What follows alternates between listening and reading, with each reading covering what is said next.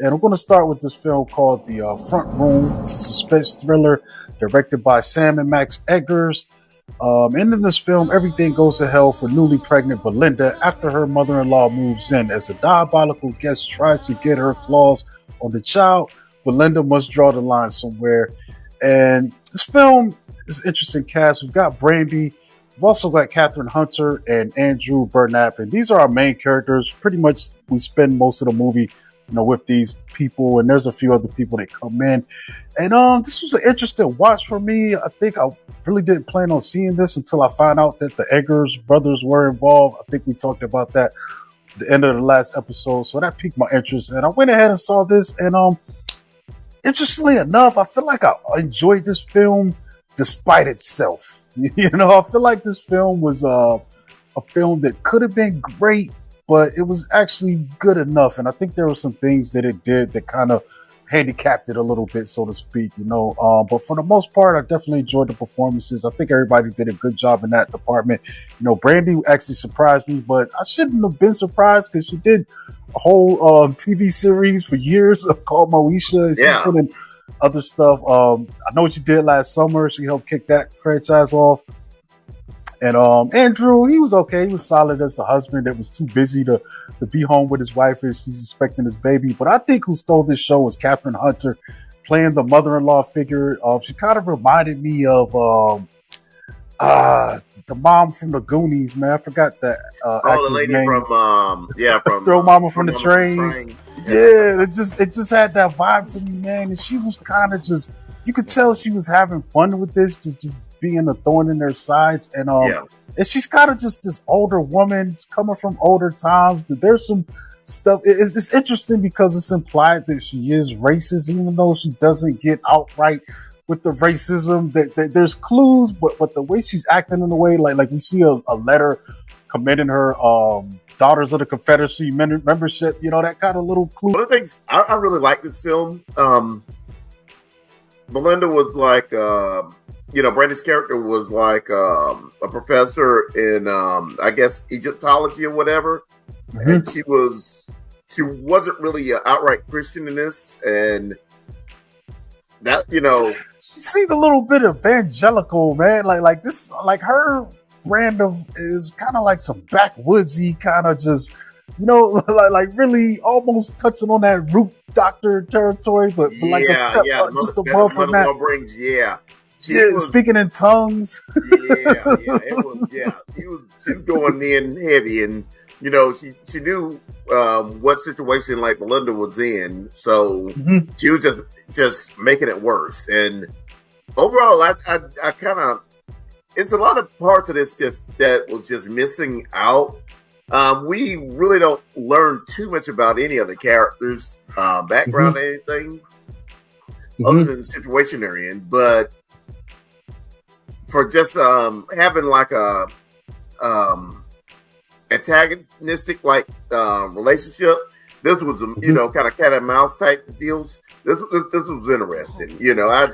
I really liked how they were pretty much at each other, and it's not like Belinda was a total victim on this, because she was fighting back. Yeah, she was fighting back a bit, and I think that's where it kind of I think it sells itself short. I feel like it should have leaned into the lunacy that this thing gets to off the top, because it's kind of a dark comedy. Like you said, the cat and mouse, it gets kind of comical. And I feel like maybe seeing pieces of this trailer, I don't think I watched the full trailer, but I feel like they were trying to push this as something much darker, sinister, and supernatural, when really it's just an overbearing stepmom. So even as I'm watching, it takes a while before that develops, where I'm like, you know what, I can't laugh at this, and this is what the intention of it.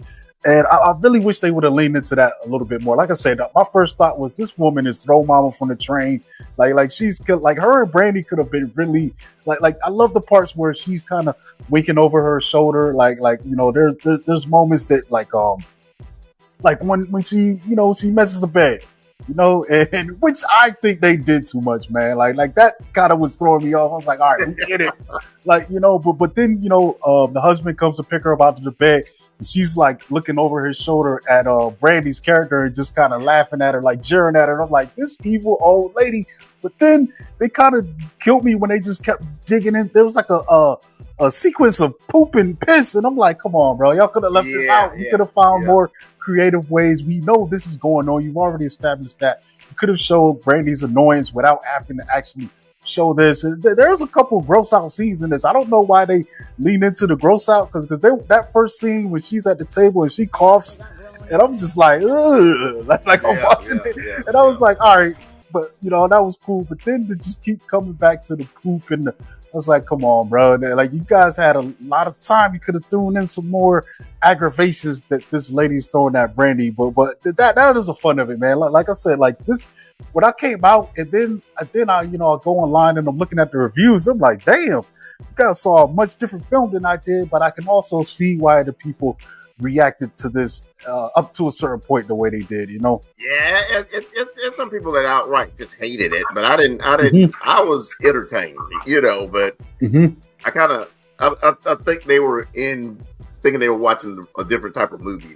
But that's what I'm saying. You watch that trailer, it seems like some sinister, some supernatural evil is going on, and I'm like, bro, it's just a nasty old lady, mom. So I think if you would have put this trailer and leaned it more onto that dark comedy aspect and gave it to, I think audiences might have been more prepared to come into your film with that on their mind instead of something totally different. Like I did at first. Like I said, it took a little while for me to figure out what would this happen. And I think that's going to be the case with, there's a couple films that I've seen recently where I feel like what they are advertising is not what they gave us. And I think that you're setting up the expectations of your audience sometimes with the trailer, and I think that's something that's important to nail, because if that's way different than the actual final product, I can understand some misdirection and stuff like that Marvel does, but for the most part, you're watching a superhero action film, if there's Marvel's doing that.